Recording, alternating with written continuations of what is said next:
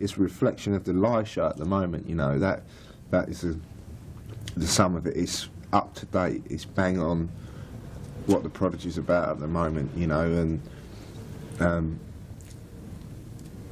it's, well, that's it really. It's like, you know, if I was saying to someone, it's just a representation of what we're about now, you know. There's no track that would be more of a techno track, or it's just a collection of real hard stuff. But does it go further than the last album? I mean, in the mixes, in the punk elements, in the dance elements, you know? Is it further out there, you know? Well, Fuel My Fire has got to be the furthest we've ever pushed the punk side of things. And I know that people will diss us for that, but you still do. Who will? The dance? No, I think the press will. I've got no worry about the crowd, because when you do it on stage, they love it. That's the testing ground. But I know the press will think, well, I have to find an angle on that tune, because it does promote a kind of an emotion of, you know, why you're doing it, what for. An emotion of what though? Well, I don't know, I don't, because it's so far removed from anything else we've ever done. But fuck 'em. Yeah. You know, I'm there. Do fans have to worry about you embracing the punk or the rock element too much? No. Or have they all gone along for the ride as far as it's going, or wherever it goes? Yeah, that's what it's about. They understand that, because they you look at Firestarter and look at Charlie. That's enough of a thing to say that if anyone's been into us from the beginning and they're still into us, they know what the band's about. It's open mind, and they probably really sort of like look forward to find out what the next angle's going to be, you know, where it's coming from. My roots aren't hip hop. Sure, yeah. I was there. I had me lino, I had me cagoule, broke my neck a couple of times trying to spin on it. Had fun doing it. Enjoyed the beats, enjoyed the scratching and the vibe of it all.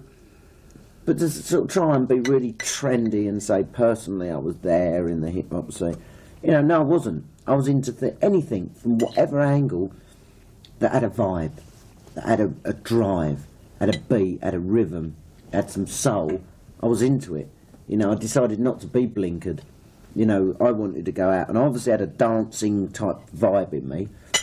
And I hung out with people, you know, just because of an age factor. You know, from the hip-hop thing, a lot of my friends went in a different direction that ended up involving violence, football, drugs, prison. Quite street, but not my thing. Waste of your life.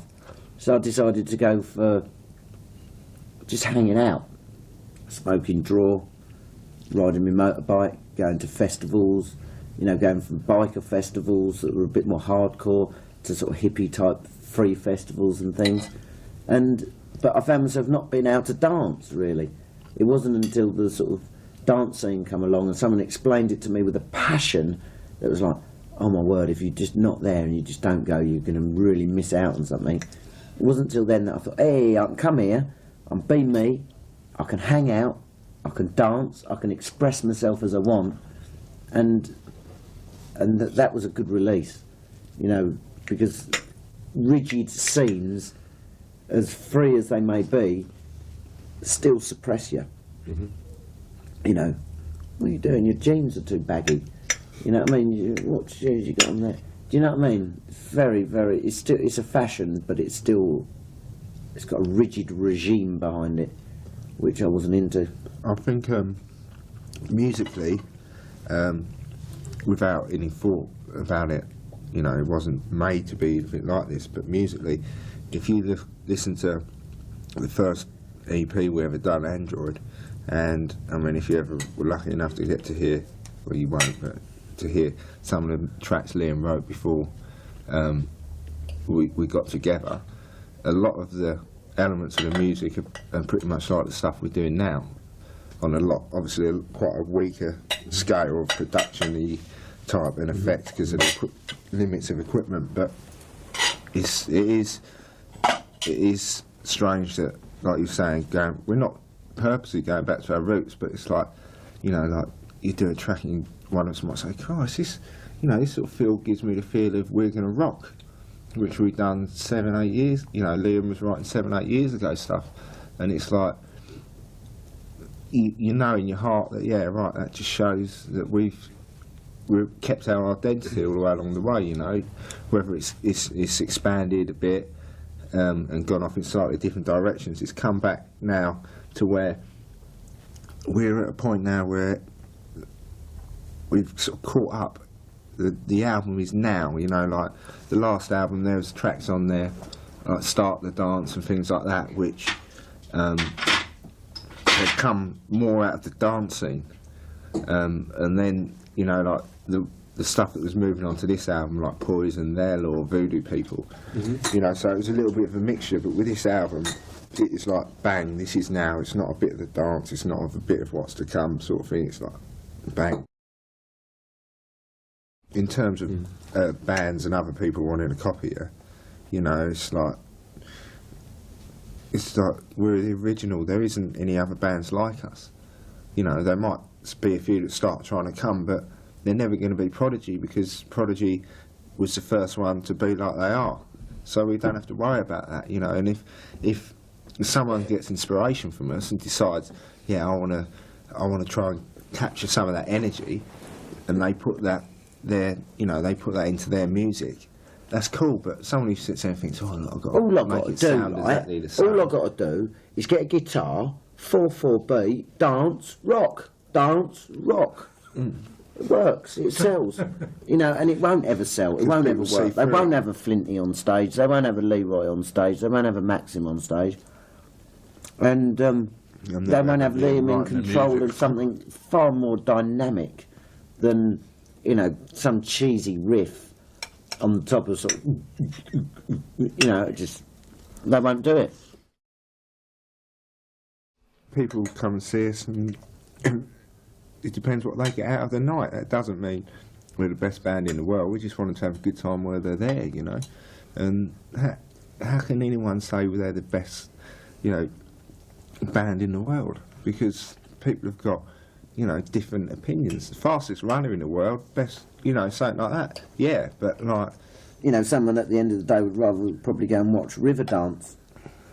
You know what I mean? Yeah. And someone might want to go and see Pavarotti. Someone might want to go and see flat out energy. If you want to see energy and you want to be stirred up, and you kind of almost want to be watching the boxing on the edge of your seat, bang, feeling like, you know what I mean? Come and watch the Prodigy. We're not there to tell people you ain't seen the show unless you've seen us. And once you get complacent, you start thinking, we're just the best thing, Leroy. Do you know what I mean? Let's not bother keeping you fit. You're the best. No, you're the best. I mean, you've just got to walk out there in your presence. No, but you're present. When you go, does that mean You just got your the, bubble. yeah. you know, we spend so much time at each other's arses, the world's gone past. I mean, you know, to get respect off of Bono, off of all the people we get respect of, God, what buzz! There's nothing that I pine for more than being on stage. And release Never. that adrenaline.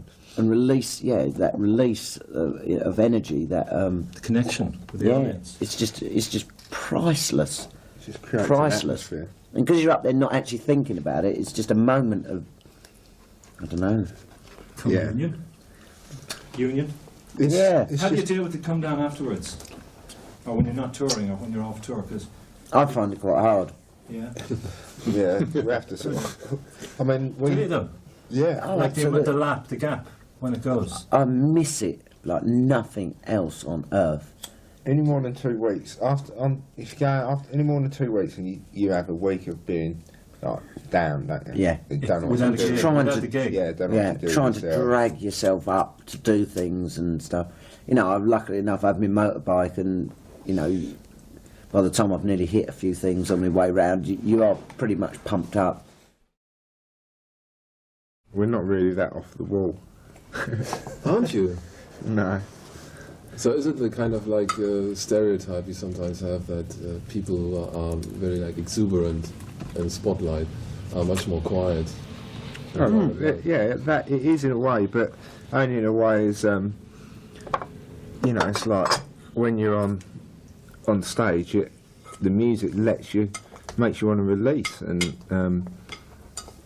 you know, you don't control that. It's something you just let off.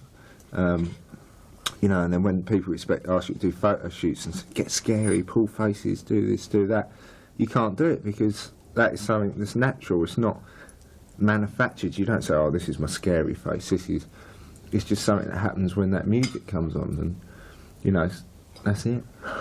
Take for instance the Spice Girls. They walk like their videos. You know, every kick. You know what I mean? It's not like that. I'm not scared of people not thinking I'm scary all the time. So I don't sit here like throwing food at you and spitting at you because I think that you're going to write about how mental I am.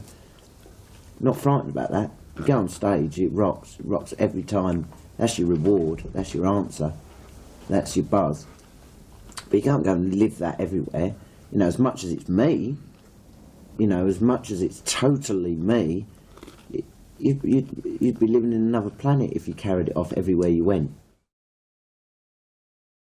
It's all a control thing. I mean, America getting all excited, and this electronica thing and whatever, and you know, trying to do these raves, you know, like let's all get all the electronic bands there, and we won't play them because we don't want to be brought over as part of the fucking scene. We can stand on our own 2 feet, you know, and we'll go to America and we'll do the small shows and we'll build it up the same as we have everywhere else. And if the Americans can't get into this album, then you know, fuck them. We don't need America. It's not. Well, I'm not dissing it. You know, it's like, oh, we don't. But we have a good time. We've got a buzz everywhere.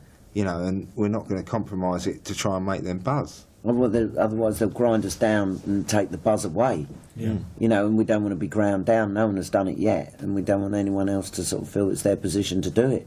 You know, we're there to buzz.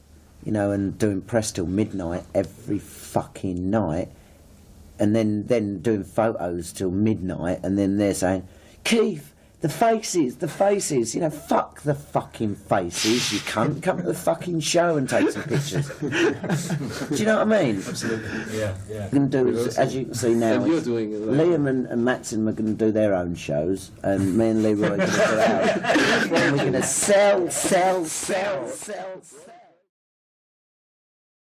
It's like smack my bitch up.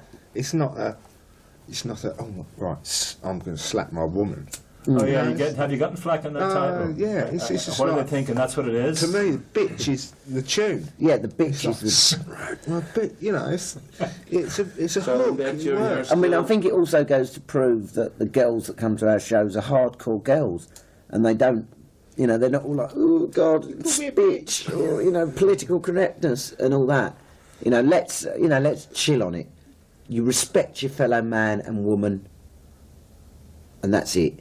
You know, you don't go around thinking, oh, you're a you know, you're you're not a spokesman, you're a spokesperson. You know, political. Oh my God, did I say that right? Now, are you? You know, do you wear a bra or do you wear a brassiere? You know what I mean? Or do you miss or miss? Yeah, you know what I mean. That ain't nothing to do with us. All right. You know, America wasn't that happy about the title. No. This title? Yeah, but Yes. Have they gone crazy on that one? well, all they've asked us to do is they asked us to change the lyrics, which was like no way. So they said, well, you know, the only compromise that we come to and have ever come to with anyone was that we'll, you know, on the sleeve, we'll, you know, smack my B star, you know, and, All right. you know, the funky S. But you know, that's and- nothing. Did America put pressures on because it was a big deal? All this talk, you know, did they say we want you to go for the wider audiences? We want to change the music and anything? Well, effectively, that's what they're saying, but effectively, that's not what they get. All right. They can't tell us that because I think we've all sat back from enough things like Top of the Pops, which now doesn't seem a big deal talking about it. But when you're like, you've got into this band, hey, hang on, it wasn't my lifetime ambition. Of course, you sit there thinking, oh, I'd love to have a go at that, but I'd love to have a go at motor racing. I'd love to be a porn star. I'd love to do a lot of things. Right. But so you think, yeah, fucking hell, I'd love to have a go at that. It's not your lifetime ambition. Suddenly someone turns up to you as like a very young lad and says, you can go on telly tonight. You know, this Thursday you can go on telly. You know, we went, no. Do you see what I mean? And we turned that down, so we've always been on that edge of like, well, no, we'll give that up for what them flowers out of that. Okay. Do you know what I mean? We won't have it now, in case it doesn't last. We can make it last. But the most you'll change are the titles on the album cover. Yeah. Fascinating where you're going to sell out, because if you move into big time, as they fear. Never. No, I mean they're calling out for us to do like a stadium tour, you know. So, but I'm a punter. I go to a stadium gig. I stand at the back. Look at me. I'm not the tallest guy. You're all right. You can stand there and see fucking everything. But there's me. I'm at the back. And I'm like, wee. That's where you get your stage at. Yeah, exactly. You know, and that's why I jump around so the people at the back can see. You know, we want that intenseness. You know, that sound that you're kind of like fighting through. You know, the lights that are like bang, bang, bang. You know, someone there in your face, touchable. You know, and you know, to be quite honest, people. Not that you get thanks for it, because you're doing what you're doing at the end of the day, and you're standing by all your decisions. But you know, the amount of money that you make through doing a stadium tour, you know, you make or you spend. If you do a little English tour like we're going to do, you don't earn any money. Right. You spend money. I think that's giving. I think that's giving something back.